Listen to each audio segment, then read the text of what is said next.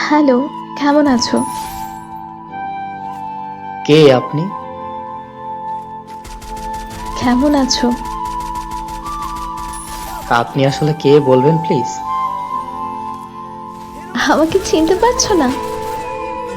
এত তাড়াতাড়ি ভুলে গেছো?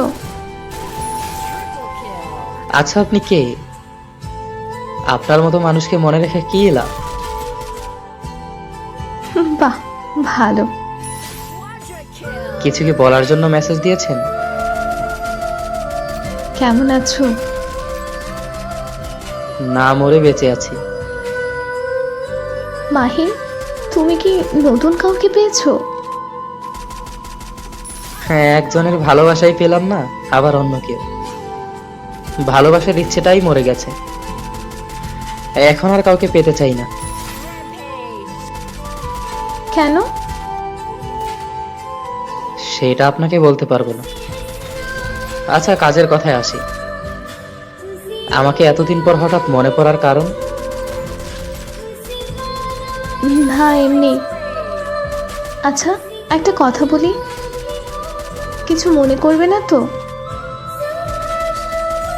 বলতে পারেন। তুমি কি এখনো আমার কথা ভাবো? এখনো কি আমায় ভালোবাসো? না, এখন আর আপনার প্রতি আমার কোনো অনুভূতি নেই। এখন আর আপনাকে ভালোবাসি না। এখন আর আপনার কথা মনে পড়ে না। সরি। সরি কেন? ছেড়ে দিয়ে কষ্ট দেওয়ার জন্য। আপনাকে একটা কথা জিজ্ঞেস করতে পারি? বলো। আচ্ছা, আমি কি দোষ করেছিলাম যে আমাকে ছেড়ে অন্য একজনের হাত ধরে চলে গেলেন? আমার কি অপরাধ ছিল? আমি আপনাকে পাগলের মতো ভালোবাসতাম, আপনার সব কথা শুনতাম। তাহলে কেন এত কষ্ট দিলেন? নাকি প্রমাণ করলেন সত্যিকারের ভালোবাসলে কষ্ট পেতে হয়? কিছুক্ষণ আগে না বললে আমাকে আর ভালোবাসো না? এসব বাদ দিন। আমার মনের ভিতরে লুকানো হাহাকারের কথাগুলো বলতে চাই না। আমি দোয়া করি আপনি ভালো থাকুন। আচ্ছা, এখন যদি আমি তোমার জীবনে ফিরে আসতে চাই তাহলে কি করবে? আপনি আমাকে পেয়েও হারিয়েছেন। আপনি আমাকে ঠকিয়েছেন। তার মানে এই নয় যে আমি বোকা ছিলাম। আমি আপনাকে বিশ্বাস করতাম, ভালোবাসতাম পাগলের মতো, তাই ঠকেছি।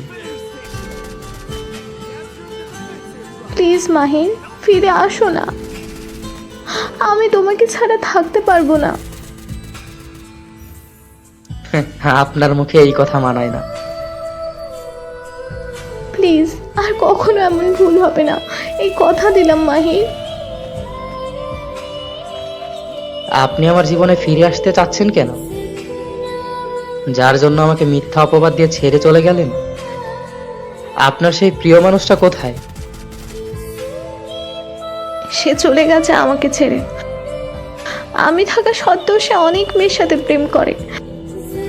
আমি জিজ্ঞেস করলে আমাকে অনেক বাজেভাবে গালাগালি করে। মাঝে মাঝে আমার গায়ে হাতও তোলে।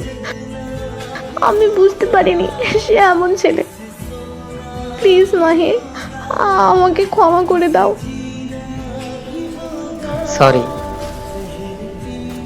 মানুষ তো ভুল থেকেই শিক্ষা পায়। আমাকে একটা সুযোগ দাও প্লিজ মাহির, প্লিজ। আপনাকে অনেক সুযোগ দেওয়া